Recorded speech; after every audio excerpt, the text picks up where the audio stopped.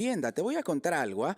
Según algunos estudios para el 2028 vamos a tener un déficit de vivienda que podría alcanzar hasta el medio millón de familias, ¿ah? En distritos como San Juan de Lurigancho, Villa María del Triunfo, Ate, Lurigancho, Chosica y muchos más. ¿Qué está pasando entonces con nuestra capital en cuanto a su crecimiento desmesurado y desordenado? Vamos a conversarlo con Renzo Guerra, ingeniero civil docente de la Universidad Autónoma del Perú. Renzo, bienvenido a RPP. Acércate al micro, por favor. ¿Qué tal, Perfecto. Jorge? Buenos días. ¿Cómo ¿Cómo estás? estás, Renzo? Bienvenido a RPP. Por favor, estas cifras sin duda son preocupantes. ¿Cómo podemos entender este déficit de viviendas y una brecha que ha ido creciendo a lo largo de los años y que no ha podido ser cerrada todavía?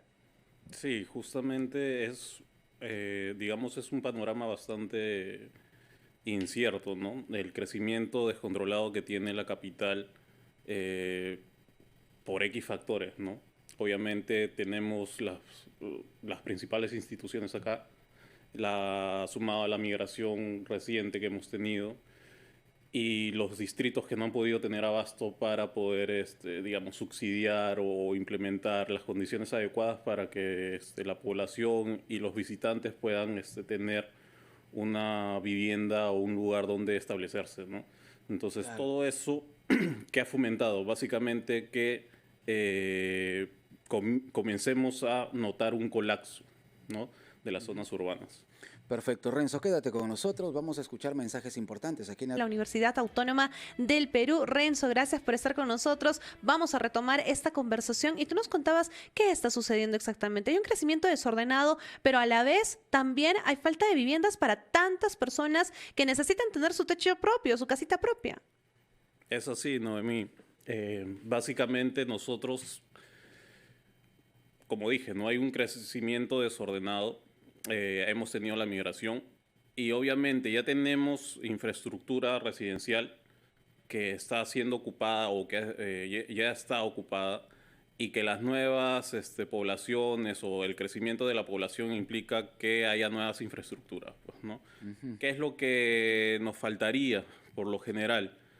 Que se zonifique de forma adecuada los diferentes territorios dentro de la ciudad o dentro de todo el Perú Ajá. para hacer apto para residencias, ¿no? Actualmente vemos distritos como acá en Lima, ¿no? No solo en Lima, pero digamos en Lima vemos San Juan del Lurigancho, Villa María, Comas, Puente Piedra, Ate, ¿no? Que muchos de los asentamientos nuevos, que son por lo general informales, se asientan, tomando la palabra repetitivamente, en suelos no aptos, ¿no? Entonces, Ajá. muchas veces tenemos el problema de qué cosa.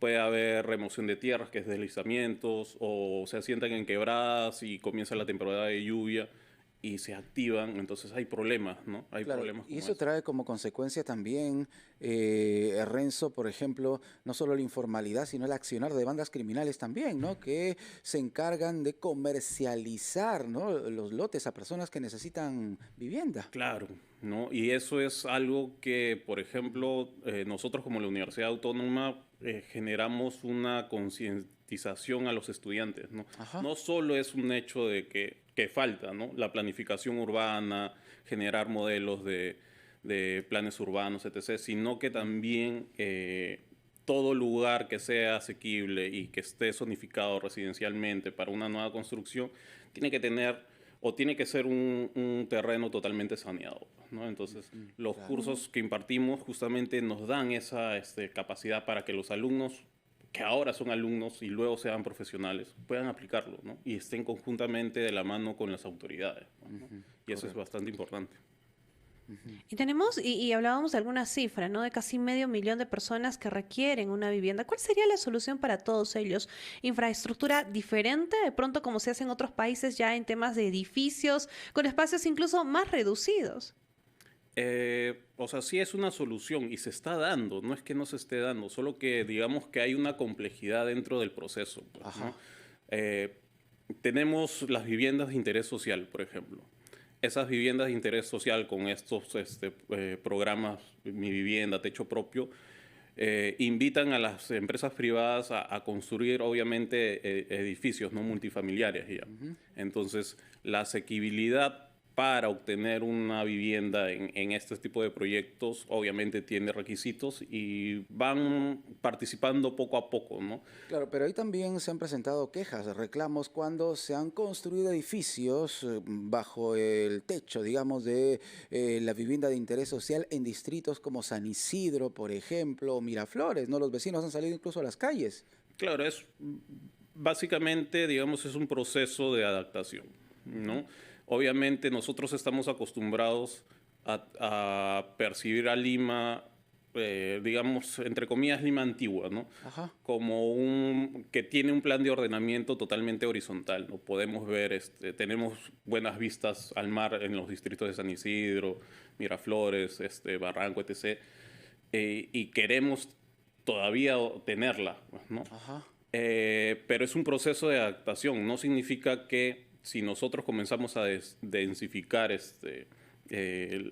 los diferentes distritos o los principales distritos que abarcan digamos, un equipamiento urbano bastante importante y atractivo para diferentes personas, se vaya menos, ¿no? Hay que ir adaptándonos.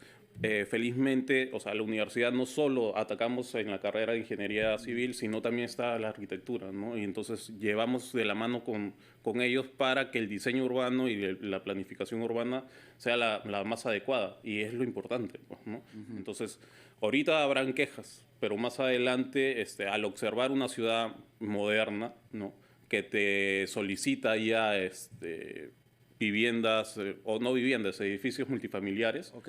sea más atractiva también, ¿no? ¿Y cómo deberían trabajar las municipalidades frente a esta problemática? Porque aquí los gobiernos locales también tienen muchísima responsabilidad, más allá, claro está, del Ministerio de Vivienda. Exacto. O sea, acá es bastante importante que las municipalidades, como autoridades locales, comiencen, bajo mi punto de vista personal, Ajá. comiencen a revisar mucho más en detalle sus planes urbanos, ¿no? Claro. Ya tenemos planes urbanos de forma macro, ¿no? Lima, Callao, ¿no? 2035, donde nos invitan justamente a que Lima sea ordenada en función a la densidad demográfica, ¿no? La cantidad de personas que tenemos en Lima y cómo esta sigue aumentando progresivamente, ¿no? Entonces, en base a ello, ellos deberían trabajar con diferentes instituciones para ir adaptándose. Ya no estamos, digamos, en la Lima de, por decir un número, 1990, ¿no? Donde la densidad era bastante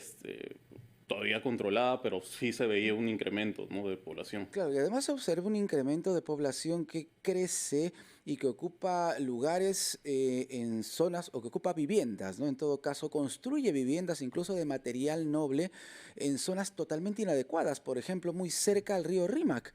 Hemos visto tragedias, hemos visto cómo un edificio entero, ¿no? Se cayó y uno se pregunta, ¿cómo permitió esa municipalidad que se construya un edificio a pocos metros del río Rímac? Es verdad, es verdad. O sea, a nosotros, ¿no? Particularmente como peruanos, nos falta mucho el tema de fiscalización. Claro, La claro. fiscalización no solo es lanzar una multa en función a que uno hizo un acto inadecuado de X valor, ¿no?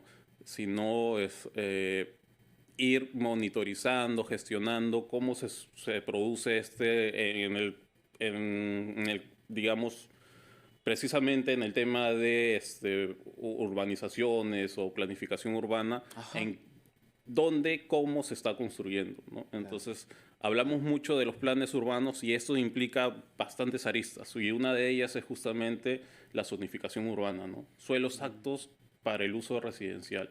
¿Dónde están? ¿Por qué no los aprovechamos? Y si ya no los tenemos, ¿por qué no seguimos investigando, ¿no? Sí, claro, claro, definitivamente. Claro, para ir a otros espacios y bueno, finalmente satisfacer a todos. Me pregunto si en algún momento llegaremos a esa situación que, bueno, lo vemos de pronto en otros países, ¿no? Con espacios tan chiquitos, compartiendo, no sé, poquísimos metros para una persona, incluso una familia. ¿Esa situación, esa realidad se vive ya en el país? En realidad sí, se está dando, ¿ah?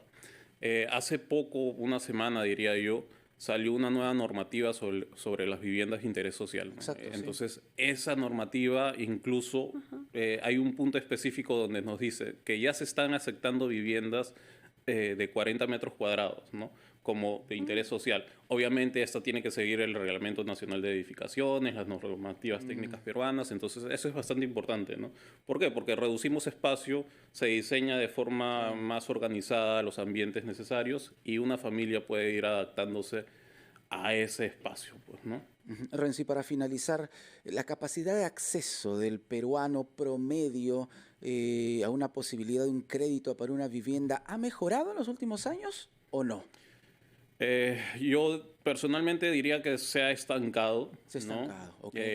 O sea, la clase media sigue produciendo y sigue obteniendo obviamente un valor económico importante, pero donde va dirigido justamente esta vivienda de interés social no percibe de forma continua, ¿no?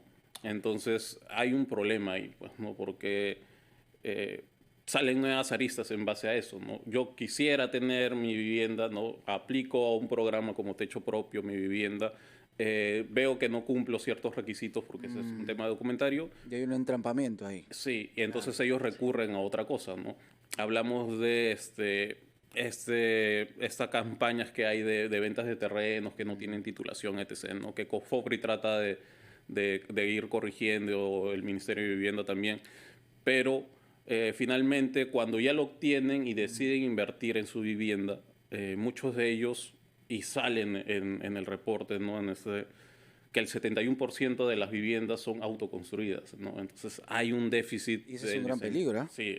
La autoconstrucción es un gran peligro en las viviendas del Perú. Exacto. Entonces, no digamos que los maestros de obra, operarios, etc., no tengan la capacidad técnica de construir, pero siempre está en primer lugar esa capacidad profesional técnica que te puede dar el ingeniero, el arquitecto, etc., ¿no? Entonces, Muy bien. es muy importante. Renzo, muchísimas gracias por estar con nosotros aquí en la Rotativa del Aire, Renzo. Muchas gracias, Jorge, Noemí. Gracias. Gracias, Renzo Guerra, ingeniero civil, docente de la Universidad Autónoma del Perú, aquí en RPP Confianza y Credibilidad por todos los medios. Volvemos con mucho más.